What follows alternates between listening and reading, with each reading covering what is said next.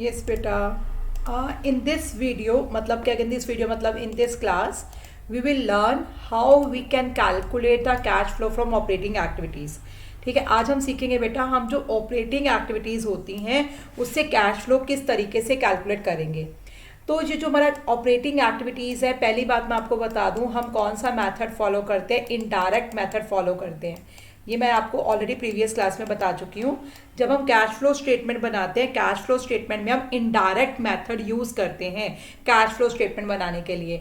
अब operating activities से जो कैश फ्लो हो रहा है पहले हम वो निकालना सीखेंगे, फिर इन्वेस्टिंग एक्टिविटीज़ से जो कैश फ्लो हो रहा है वो सीखेंगे, एंड देन फाइनेंसिंग एक्टिविटीज़ से जो कैश फ्लो हो रहा है वो सीखेंगे। ठीक है, तो ये जो cash flow from operating activities जो हमने सीखना है बेसिकली बेटा, उसके लिए हमारे पास ये 5 स्टेप्स हैं। ये आपकी स्टेप्स के अंदर कैलकुलेशंस होंगी, टोटल 5 स्टेप्स के अंदर। तो ये स्टेप बाय स्टेप चलोगे, आपकी कभी कोई मिस्टेक नहीं होगी। आपने स्टेप बाय स्टेप चलना है, कोई शॉर्टकट मेथड फॉलो मत करना। ये शॉर्ट आपका आंसर आता ही आता है अगर आप स्टेप बाय स्टेप चलोगे तो। ठीक है, कोई स्टेप मिस करने की ज़रूरत नहीं है। तो सबसे पहला स्टेप बेटा होता है कि हमें निकालना है net profit before tax and extra ordinary items. ये जो net profit before tax and extra ordinary items आप कैलकुलेट करते हो, ये बेटा आप अपने वर्किंग नोट में कैलकुलेट करते हो, ये चीज़ ध्यान रखनी है। ये जो net profit before tax and extra ordinary item calculate करते हो, ये वर्किंग नोट में कैलकुलेट करते हो, ये कैश फ्लो स्टेटमेंट में नहीं कैलकुलेट करते। इसको वर्किंग नोट में कैलकुलेट किया जाता है। वहाँ से जो आंसर निकलता है उस आंसर को हम कैश फ्लो स्टेटमेंट में लिख देते हैं। ठीक है, तो सबसे पहले नेट प्रॉफिट निकालेंगे बिफोर टैक्स, टैक्स देने से पहले, एंड एक्स्ट्रा ऑर्डिनरी आइटम से पहले। स्टेप 1। नाउ स्टेप 1 से जो नेट प्रॉफिट बिफोर टैक्स आ जाएगा उसके अंदर कुछ प्लस या कुछ माइनस करना है। क्या प्लस क्या माइनस करना है वो हम सीखेंगे स्टेप 2 में। स्टेप 2 में जो स्टेप 1 का आउटकम है नेट प्रॉफिट बिफोर टैक्स, उसमें कुछ आइटम्स प्लस करनी है, कुछ आइटम्स माइनस करनी है। ऐसा करने से हमारे पास आ जाएगा operating profit before working capital changes.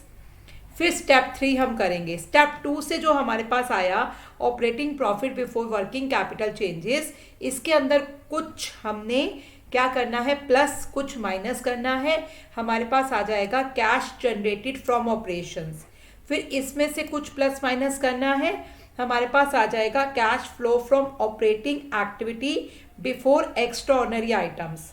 ठीक है, फिर स्टेप 4 का जो आउटकम है उसके अंदर कुछ प्लस माइनस करना है, हमारे पास आ जाएगा cash flow from operating activities. तो ये सीक्वेंस में चलना है बिल्कुल। सबसे पहला है हमारा step net profit before tax and extra ordinary items निकालना। मतलब हमने नेट प्रॉफिट निकालना है टैक्स देने से पहले, टैक्स का प्रोविज़न बनाने से पहले, एंड एक्स्ट्रा ऑर्डिनरी आइटम्स की कुछ ट्रीटमेंट से पहले। ठीक है, तो इसमें देखिए आपने क्या करना है। स्टेप 1 में आपको अगर बैलेंस शीट गिवन है, तो आपने क्या करना है, बैलेंस शीट में प्रॉफिट कहाँ दिया होता है, बैलेंस शीट में प्रॉफिट सरप्लस के नाम से दिया होता है, रिजर्व्स एंड सरप्लस में। Let me show you balance sheet में आपको प्रॉफिट कहाँ मिलेगा। दिखाती हूँ मैं आपको एक एग्जाम्पल, आपको एक बैलेंस शीट दिखाती हूँ। आपको क्वेश्चन में बैलेंस शीट आएगी। देखिए, this is a balance sheet. ठीक है, ये बैलेंस शीट है। ये बैलेंस शीट का नोट्स टू अकाउंट्स दिया होगा। नोट्स टू अकाउंट्स के अंदर देखिए रिजर्व्स एंड सरप्लस लिखा है। रिजर्व्स एंड सरप्लस में यहाँ सरप्लस होगा, नज़र आ रहा होगा आपको। बैलेंस शीट के नोट्स टू अकाउंट्स में, बैलेंस शीट के नीचे नोट्स टू अकाउंट्स होगा। नोट्स टू अकाउंट्स में रिजर्व्स एंड सरप्लस दिया होगा। रिजर्व्स एंड सरप्लस में लास्ट में सरप्लस वर्ड दिया है।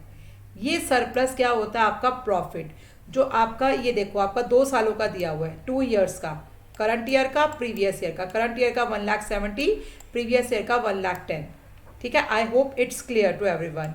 तो यहाँ पे सरप्लस आपको कहाँ दिया होगा, नोट्स टू अकाउंट्स में। ठीक है, रिजर्व्स एंड सरप्लस में सबसे लास्ट में सरप्लस। ठीक है जी, चलिए ऊपर आते हैं। सरप्लस कहाँ मिलेगा हमें, बैलेंस शीट के नोट्स टू अकाउंट्स में, रिजर्व्स एंड सरप्लस में।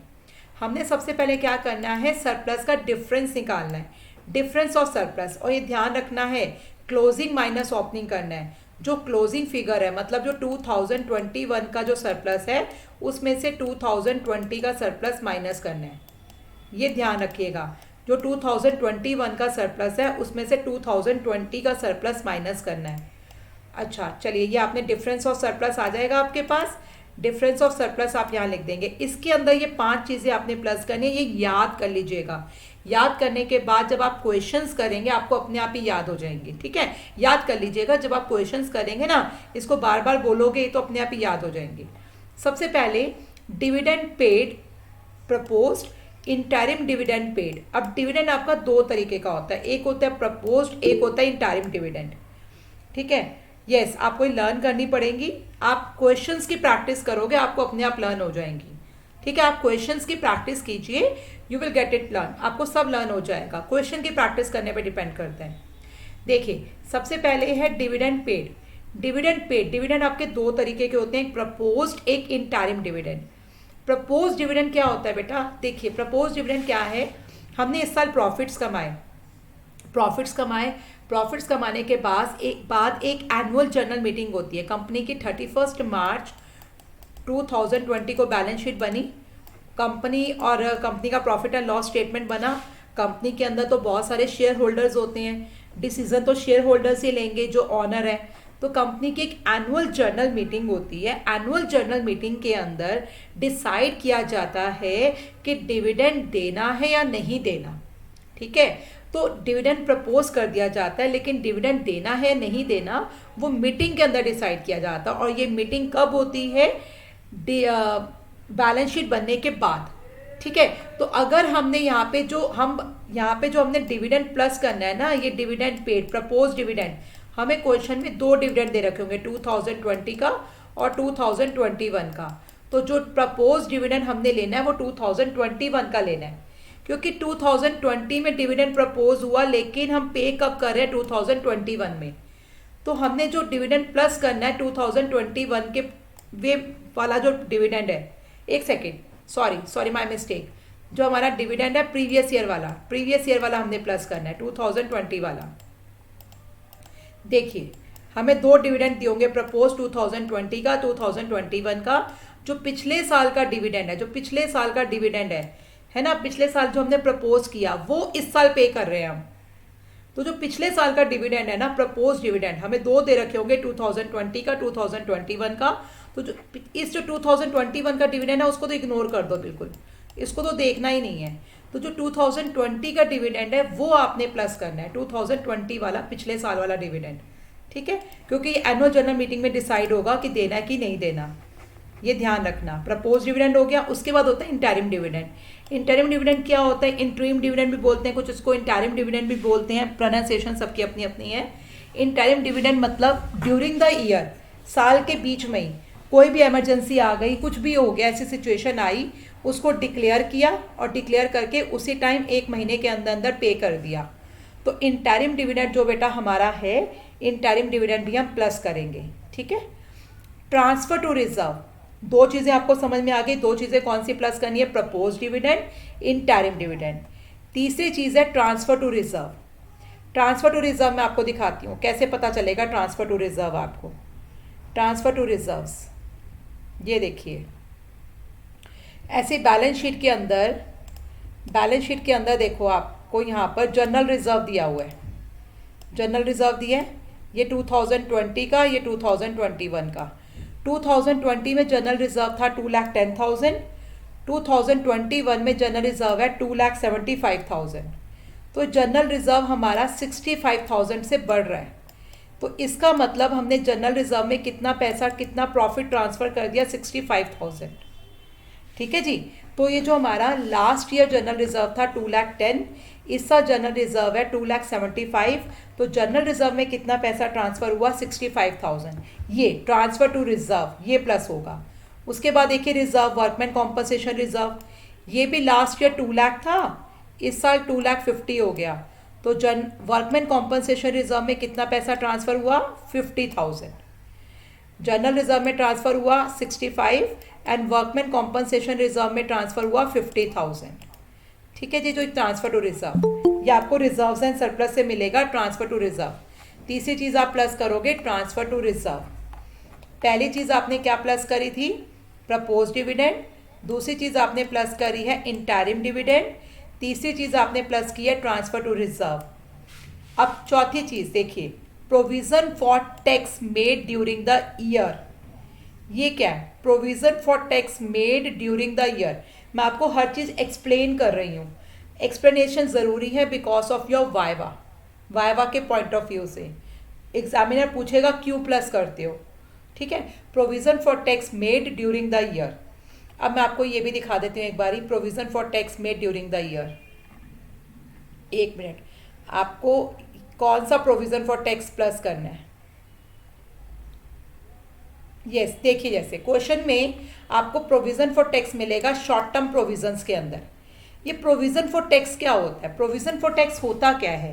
देखिए, हमने टैक्स पे करना है, हमें पता है हमने टैक्स पे करना है। तो टैक्स पे करने के लिए बच्चे हम क्या करते हैं, हम एक प्रॉफिट में से कुछ हिस्सा अलग रख देते हैं, प्रोविज़न बना लेते हैं। प्रोविज़न्स आपको पता है ना क्या होता है? मतलब हमारे फ्यूचर में आने वाली एक लायबिलिटी है जिसका एग्जैक्ट अमाउंट नहीं पता, उसके लिए हम प्रोविज़न बना के रख लेते हैं। तो उसी तरीके से हम टैक्स के लिए प्रोविज़न बना लेते हैं। तो हमने इस साल कितना प्रोविज़न बनाया? तो देखिए, पिछले साल हमने प्रोविज़न बनाया था 1 लाख, तो ये 1 लाख का टैक्स पे कर दिया होगा। इस साल हमने कितना प्रोविज़न बनाया? 1,50,000। तो प्रोविज़न फॉर टैक्स जो हमने प्लस करना है नेट प्रॉफिट बिफोर टैक्स निकालने के लिए, करंट ईयर वाला प्रोविज़न प्लस करेंगे।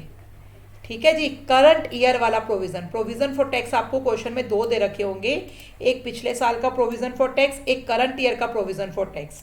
आपने कौन सा प्रोविज़न फॉर टैक्स प्लस करना है? करंट ईयर वाला, क्योंकि जो पिछले साल का प्रोविज़न फॉर टैक्स था वो तो आपने पे कर दिया, वो टैक्स तो आपने पे कर दिया।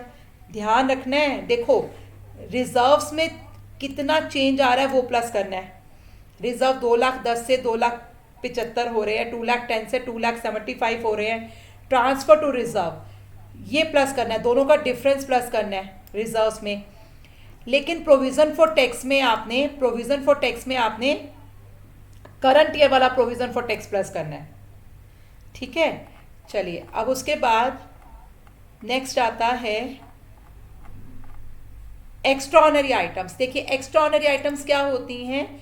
एक्स्ट्राऑर्डिनरी आइटम्स होती हैं जैसे कि मेरे गोडाउन में आग लग गई तो उसकी वजह से मेरा स्टॉक खराब हो गया सारा का सारा, तो या फिर अर्थक्वेक से, डिजास्टर से, किसी भी तरीके से मेरे अगेंस्ट, मेरी फर्म के अगेंस्ट किसी ने केस किया था, वो केस मैं हार गई या मैं केस जीत गई, मैंने इंश्योरेंस क्लेम के लिए फाइल किया था, मुझे इंश्योरेंस क्लेम मिल गया। तो जो रेगुलर एक्टिविटीज़ नहीं होती, एक्स्ट्राऑर्डिनरी चीज़ें होती हैं, वो चीज़ें एक्स्ट्राऑर्डिनरी। अगर एक्स्ट्राऑर्डिनरी कुछ ऐसी आइटम्स हैं जो मेरे लिए लॉसेस हैं, जो लॉसेस हैं मेरे लिए, नुकसान है, एक्सपेंसेस हैं, उनको मैं प्लस करूँगी, ठीक है। दोबारा से समझ लीजिए, हमने निकालना क्या है? हमने निकालना है net profit before tax and extraordinary item. निकालना कैसे है? सबसे पहले डिफरेंस ऑफ सरप्लस लेना है। डिफरेंस ऑफ सरप्लस लेने के लिए क्लोजिंग माइनस ओपनिंग करेंगे हम, ठीक है। क्लोजिंग सरप्लस में से ओपनिंग सरप्लस माइनस करेंगे। उसके बाद डिविडेंड पेड, प्रपोज डिविडेंड, हमें 2 सालों का डिविडेंड दिया होगा, 2020 का, 2021 का। 2021 वाला नहीं देखना, 2020 वाला डिविडेंड प्लस करना है, ठीक है। क्यों? क्योंकि पिछले साल का डिविडेंड हम इस साल देते हैं। इंटरिम डिविडेंड क्वेश्चन में एक ही दिया होता है, वो प्लस कर दीजिएगा। ट्रांसफर टू रिजर्व देखने के लिए 2 सालों का जो रिजर्व है उसका डिफरेंस लेंगे, वो प्लस करेंगे। प्रोविज़न फॉर टैक्स, जो करंट ईयर का प्रोविज़न फॉर टैक्स दिया होगा वो प्लस करेंगे। एक्स्ट्राऑर्डिनरी आइटम्स जो हमारी एक्सपेंसेस वाली है वो प्लस करेंगे। उसके बाद 2 चीज़ें माइनस करेंगे। कौन सी 2 चीज़ें माइनस करेंगे? Refund of income tax. Sometimes हम जब अपना टैक्स फाइल करते हैं, टैक्स पे करते हैं, तो हमारा एक्सेस इनकम टैक्स पे हो जाता है, तो वो हमें इनकम टैक्स डिपार्टमेंट हमारा एक्स्ट्रा इनकम टैक्स हमें वापस कर देता है। अगर हमें इनकम टैक्स रिफंड हो रहा है तो उसे माइनस कर देंगे। और अगर एक्स्ट्राऑर्डिनरी आइटम्स हमारी इनकम वाली हैं, जैसे मैंने किसी के अगेंस्ट केस किया था और वो मैं केस जीत गई, तो अगर एक्स्ट्राऑर्डिनरी आइटम्स इनकम वाली हैं तो उसको मैं माइनस कर दूंगी। क्लियर? तो ये सब चीज़ें, 5 चीज़ें प्लस करनी है, 2 चीज़ें माइनस करनी है। किसमें? डिफरेंस ऑफ सरप्लस में आपके पास क्या आ जाएगा? Net profit before tax and extraordinary items. I think it's clear to everyone. अभी हम इसके न्यूमेरिकल क्वेश्चंस करेंगे। Please let me know. You can speak.